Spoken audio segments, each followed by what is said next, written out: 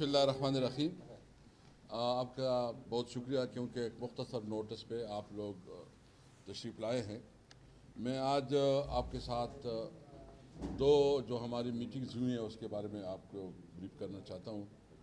کل ہماری الائنس کی میٹنگ رہی جس میں تمام ہمارے الائنس کی جتنی بھی پولیٹیکل پارٹیز تھی وہ سارے شریک ہوئے۔ رات کو لیٹ میٹنگ ختم ہوئی تو اس لیے ہماری میڈیا سے بات نہیں ہوئی، اور اس کی کنٹینیویشن میں آج ہماری پارلیمانی پارٹی کی میٹنگ بھی ہوئی۔ کل جو ہماری ڈسکشن ہوئی تو ہم نے فیصلہ کیا ہے کہ اس جمعے کو انشاءاللہ تعالی ہم پوری ملک میں جو مہنگائی ہے، جو پیٹرول کی قیمتوں میں بہت زیادہ اضافہ ہے، جو بجلی کی بدترین لوڈ شیڈنگ ہے، اور خاص کر جو امن و امان کے ایشوز ہے، اور عمران خان کے ساتھ جو غیر انسانی سلوک روا رکھا جا رہا ہے، جو اس کی سول رائٹس ہے، جو اس سے ڈینائل ہے، یا اس کی ہیلتھ کے معاملے میں جو حکومت غفلت برت رہی ہے، اس کے بارے میں ہم نے جمعے کو احتجاج کا اعلان کیا ہے۔ آج پارلیمانی پارٹی میں بھی پارلیمانی پارٹی کو اعتماد میں دیا گیا، اور پارلیمانی پارٹی نے فلی انڈورس کیا الائنس کے اس 4 نکاتی ایجنڈے کو جو جمعے کو ہم کر رہے ہیں۔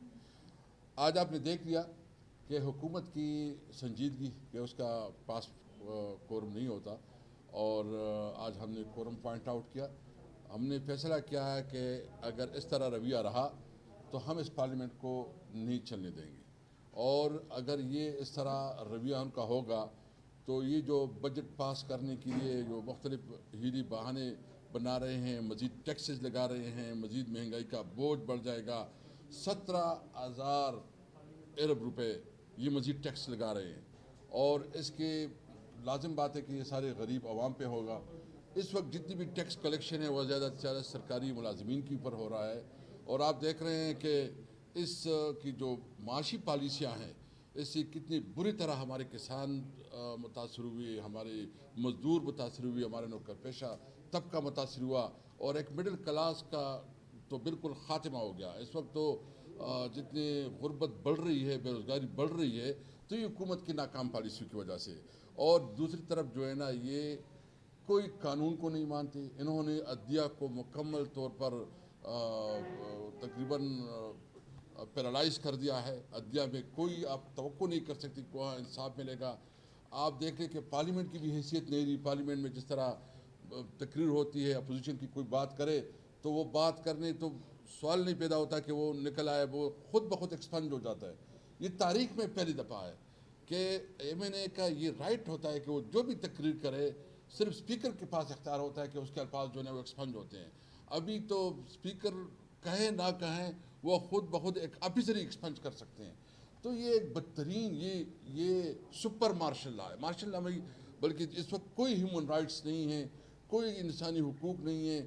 جتنی لوگ بھی جیلوں میں ہیں، پاکستان تحریک انصاف کی جتنی لیڈرشپ ہے، عمران خان سمیت، شاہ محمود قریشی سمیت، باقی لیڈرشپ یا جو ایمان مزاری ہے، جتنے سب کے ساتھ جو سلوک ہو رہا ہے، یہ بدترین انسانی حقوق کی خلاف ورزی ہو رہی ہے۔ ہم نے جو فیصلہ کیا ہے کہ اب حکومت کے یہ جو ناجائز ظلم اور جو ان کے ہتھ کنڈے ہیں ان کا مقابلہ کریں گے۔ ہم نے کوشش کی کوئی ریزنیبل بات ہو، یہ جو ہے نا حقائق کے اوپر آئیں۔ یہ عمران خان کے ساتھ ہم کیا مطالبہ ہے؟ دیکھو، ہم نے تو ابھی عمران خان کی رہائی کا مطالبہ کیا ہے، تو عمران خان کی رہائی کا تو ہم نے یہ نہیں کہا کہ نواز شریف کی طرح ڈیل کرو، کہ نواز شریف جس طرح جو ہے نا اس کے ساتھ ڈیل ہوا، ایئرپورٹ میں آیا، ادھر عدالت جو ہے نا ایئرپورٹ میں لگی۔ ہم تو کہتے ہیں ان کو انصاف ملنا چاہیے، اور ان کی جتنی بھی کیسز ہیں وہ سارے کیسز اگر میرٹ پہ سنے جائے، انصاف ہو، تو ایک دن بھی عمران خان جیل میں نہیں رہے گا، ان کی بیوی جیل میں نہیں رہے گی، ان کی جو پارٹی کی لیڈرشپ وہ جیل میں نہیں رہیں گے۔ اور ساتھ ساتھ یہ حکومت بتائے کہ آج تک انہوں نے کوئی ایک بھی ایسا فیصلہ کیا ہو جس نے عوام کو ریلیف دیا ہو، ایک بھی ایسے قانون سازی بتائے جو عوام کے لیے ہو۔ یہ حکومت جو ہے نا مکمل طور پر ناکام ہے۔ میں جس صوبے سے تعلق رکھ رہا ہوں وہاں ہمیں سیریس چیلنج ہے دہشت گردی کا، اور وہ دہشت گردی خارجہ پالیسی کی بنیاد پہ ہے کہ جو غیر ضروری ایک غیر ارسپانسبل خارجہ پالیسی بنائی گئی ہے، اور اس خارجہ پالیسی کی وجہ سے وہاں دہشت گردی بڑھ رہی ہے، وہاں بے روزگاری بڑھ رہی ہے، کیونکہ جب آپ کے ہمارا سارا دار و مدار جو ہے نا وہ افغانستان کے ساتھ کاروبار پہ ہے۔ ہمارے سینٹرل ایشیا کے کاروبار پہ ہے. ہم نہیں مقابلہ کر سکتے بڑے بڑے پنجاب کی لاہور اور کراچی کی. ہم سمجھتے ہیں کہ ہمارا مارکیٹ چھوٹا ہے, تو ہمارے پاس جب افغانستان کا ایک موقع ہوتا ہے تو ہمارے لیے کوئی روزگار کے چانسز ہوتی ہے. اس لیے ہم مطالبہ کرتے ہیں کہ ہماری, اور خاص کر خیبر پختونخوا میں اس وقت جتنی انڈسٹریز ہیں وہ بند ہوتے جا رہے ہیں. اس کے پاس جو ہے نا مارکیٹ نہیں ہے اور بے روزگاری بڑھتی جائے گی, اس کی وجہ سے ایکسٹریمزم بڑھے گا. تو مطالبہ نمبر 1 یہ ہے کہ عمران خان کے ساتھ جو ناروا سلوک رکھا جا رہا ہے اس سلوک کو جو ہے نا ختم کیا جائے, اس کو انصاف دیا جائے, میرٹ کے مطابق اس کی فیصلے سنے جائے, اور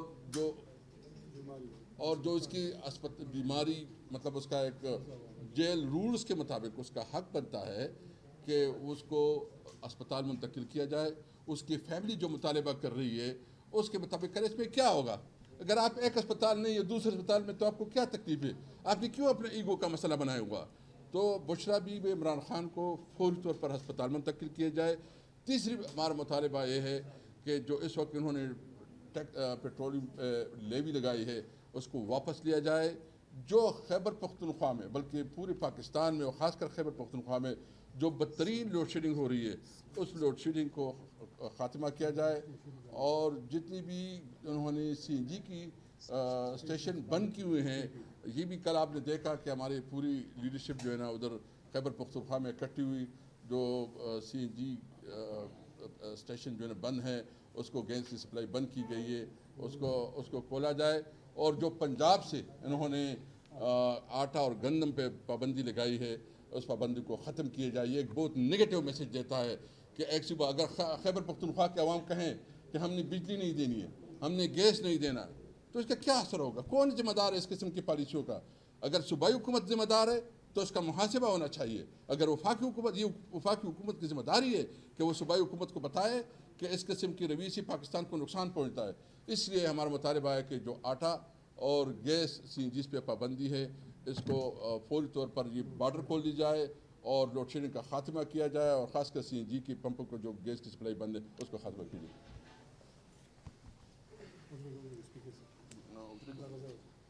بسم اللہ الرحمن الرحیم. آپ سب کا شکریہ. اسپیکر صاحب نے بڑی تفصیلی بات کی, سابقہ اسد کیسر صاحب نے. میں صرف پورے پاکستانی قوم کو یہ بتانا چاہتا ہوں اور بالخصوص پاکستان کی میڈیا سے سوال بھی کرتا ہوں اور پاکستانی میڈیا سے توقع بھی رکھتا ہوں کہ اس وقت پوری دنیا میں جو سائفر کا معاملہ یا جو سائفر لیک ہوا جس کو انٹرنیشنل میڈیا نے رپورٹ کیا, نہ سائفر تحریک انصاف نے لیک کیا, نہ انٹرنیشنل میڈیا نے ہم سے پوچھ کے کیا, بلکہ انہوں نے ایک خبر چلائی کہ جو سائفر جس کا ذکر عمران خان صاحب نے اپنے دور حکومت میں کیا, تمام جماعتوں کو بلا کے کیا اور پاکستانی قوم کو اعتماد میں لیا کہ ایک دھمکی آمیز خط جو ہے وہ پاکستان کو موصول ہوا ہے. عمران خان صاحب چیختا رہا, چلاتا رہا, سمجھاتا رہا کہ اگر آج آپ اس مداخلت کو نہیں روکیں گے تو آپ کو اسی طرح ڈکٹیشن آتی رہے گی. لیکن اس وقت اسپیشلی ہمارے میڈیا میں کچھ دوستوں نے اس کا بڑا مذاق اڑایا. کچھ نے تو یہاں تک کہہ دیا کہ اگر سائفر سچ ثابت ہوا تو ہم صحافت چھوڑ دیں گے. تو صحافت بالکل نہ چھوڑے, کیونکہ یہ آپ کا پروفیشنل ہے, آپ نے آپ کی زندگی کا بہت بڑا کیریئر ہے, لیکن کم از کم معافی تو مانگ لیں پورے پاکستانی قوم سے کہ جب ایک لیڈر آپ کو سمجھاتا رہا کہ نہ اس ٹریپ میں, نہ بنے اس سازش کا حصہ, نہ کریں ملک کے ساتھ یہ غداری, آپ برداشت نہیں کر پائیں گے. لیکن اس سازش کے تحت ایک الیکٹڈ حکومت کو جب گرایا گیا, اس دن سے لے کے آج تک پاکستانی قوم نے ایک دن بھی سکھ اور چین کا سانس نہیں لیا. آپ کبھی پیٹرول مہنگا کرتے ہیں, کبھی بجلی مہنگی کرتے ہیں, کبھی آپ ٹیکسز لگاتے ہیں. یہ وہ تمام تباہکاریاں ہیں اس سائفر کے نتیجے میں اور اس سازش کے نتیجے میں کہ جب آپ کی معیشت بہتری کی طرف جا رہی تھی, جب آپ کا ملک اپنے پاؤں کے اوپر کھڑا ہو رہا تھا, تو آپ نے ایک الیکٹڈ منتخب حکومت کو ایک سازش کے تحت گرایا. آپ نے لندن میں جا کے پلان کیا اور आज उसकी तबाहकारियों का हाल आपके सामने है। शहबाज शरीफ साहब, हमें पता है कि आप जाली हैं, हमें पता है कि आप गैर मुंतखब हैं, हमें पता है कि पाकिस्तानी कौम ने आपको कोई वोट नहीं दिया, आपको इलेक्ट नहीं किया, आपकी तमाम असम्बली जाली है, आप फॉर्म 47 के जरिए आए हैं।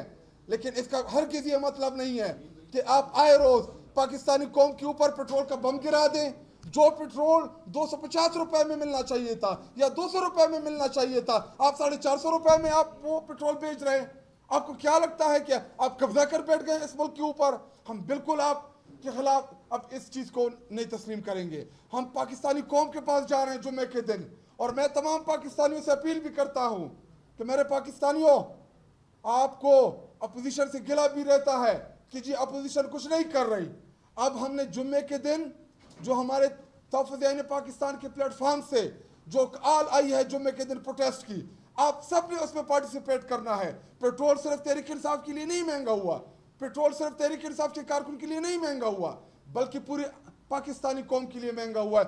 25-26 करोड़ अवाम इसके इफेक्टिव हैं। ठीक है, हम तो अपने हिस्से की जंग लड़ रहे हैं आपके हकूक़ के लिए।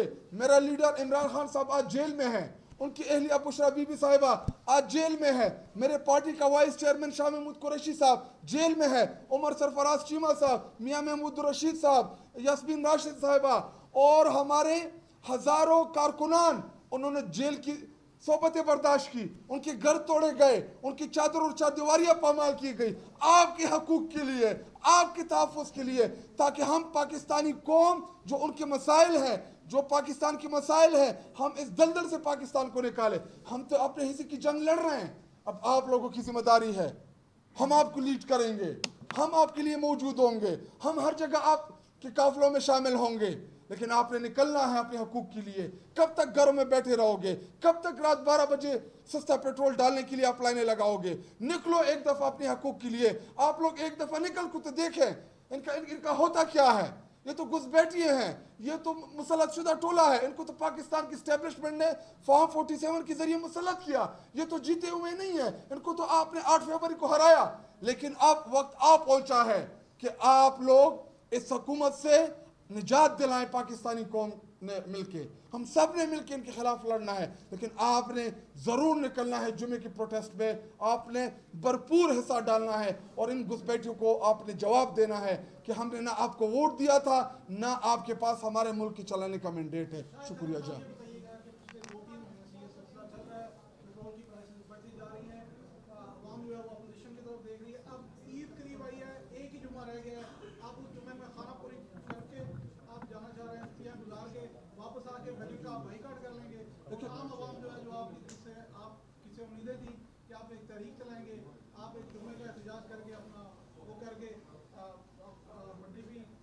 देखिए हम जुम्मे से हम हाँ वो जी देखिए वो ज़िलों में बता दी जाएगी, हमारी जो तंजीमें हैं पूरे पाकिस्तान में वो आपको बता देंगे। लेकिन देखिए हम जुम्मे से आगाज़ कर रहे हैं, ये कोई एहतिताम नहीं है, लेकिन आपसे भी तो हमारा गिला है। ये माइक आप जब बाज़ारों में पिरा के लोगों को मुंह में घुसा रहे थे कि जी 2 रुपए का पेट्रोल महंगा होगा, आपका क्या कहना है? अभी आप भी थोड़ी हिम्मत पकड़े ना मीडिया वाले, अभी ये माइक पर आए और लोगों से जाके पूछे। शुक्रिया जी।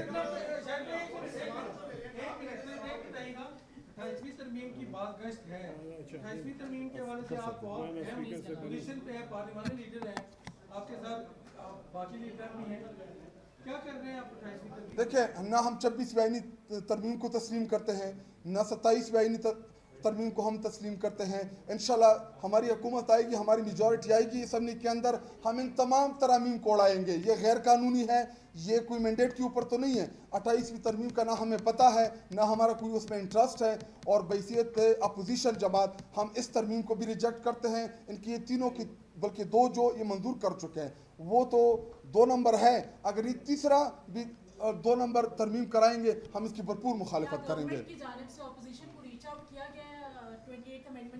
देखिए अभी हुकूमत को खुद नहीं पता कि तरमीम में क्या ला रहे हैं, तरमीम आ रही या नहीं आ रही। अगर ये सवाल आप हुकूमती मेंबरान से पूछे, उनको नहीं पता। और आपको 26वीं आईनी तरमीम में जब ड्राफ्ट का सहाफ़ियों ने सवाल पूछा वज़ीरत कानून से कि जी ड्राफ्ट किधर है, तो उसने खुद जवाब दिया कि जी ड्राफ्ट आ रहा है। तो अगर इनके पास ड्राफ्ट आ रहे हैं तो उनको खुद नहीं पता कि ड्राफ्ट क्या है, तरमीम कब आई है, ये इनकी बस की बात नहीं है और ना इनको पता है। अपोजिशन को क्या पता होगा। देखिए मैं इस पे कमेंट इसलिए नहीं करना चाहता क्योंकि हमें पता नहीं 28वीं तरमीम का, ना 26वीं तरमीम में जो आपने देखा कि हमने भरपूर उसकी मुखालफत की।